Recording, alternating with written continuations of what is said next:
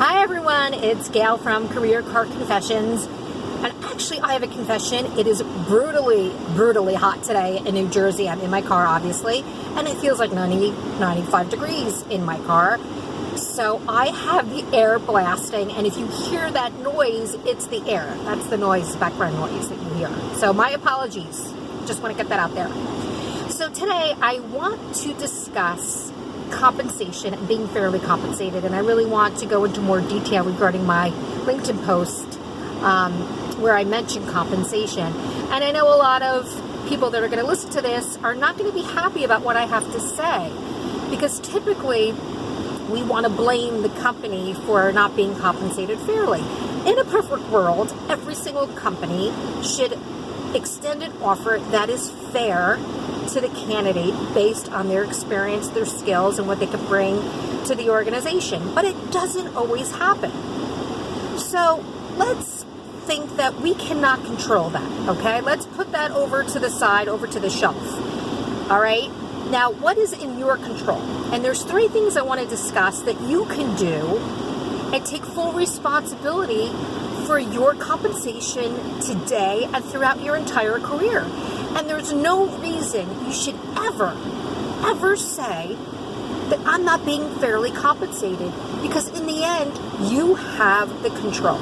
Now, you're going to say, oh, I don't have the control, but you really do. You really do. So let's discuss some of the things that can make you more in control over being compensated fairly today and in your career. The first thing is knowing what you're worth. If you don't know what you're worth, then you're not going to be compensated fairly. So what are some of the things that you could do? Well, obviously you could ask your peers. I mean, that could be a little tricky because a lot of people, it's kind of like invading people's privacy. But if you ever get into a conversation and people are open about discussing what they're getting compensated, use that information. But I would be very careful about asking other people what they're making, because it's kind of like none of your business, really.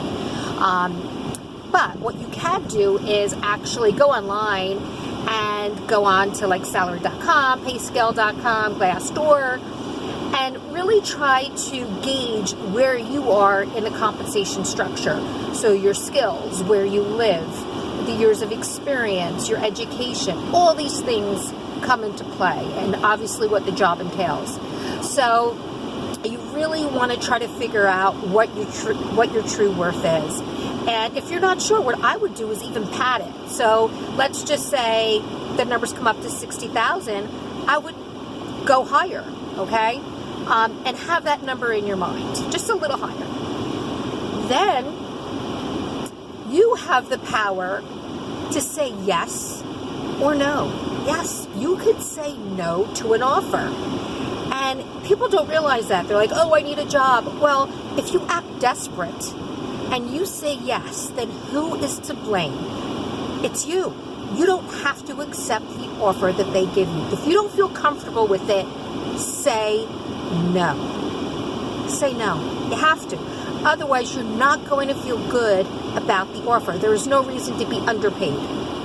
If you feel good about yourself and you have the self-confidence and you know what you're worth, then there is no reason to say no. And I don't want you to say yes to an offer that is not fair. There's no reason for it, because what's going to happen is if you say yes, that is going to set the tone for the remainder of your career, and you're going to keep doing that. And you're not going to feel confident with your raises.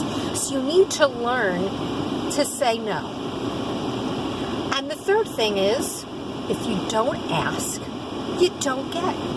So if you don't ask for what you want, you're never going to get it. And you need to learn to do that, not only in compensation, but in everything else in your life. So you must ask and tell them, look, this is what I'm worth, and these are the reasons why, and ask for what you want.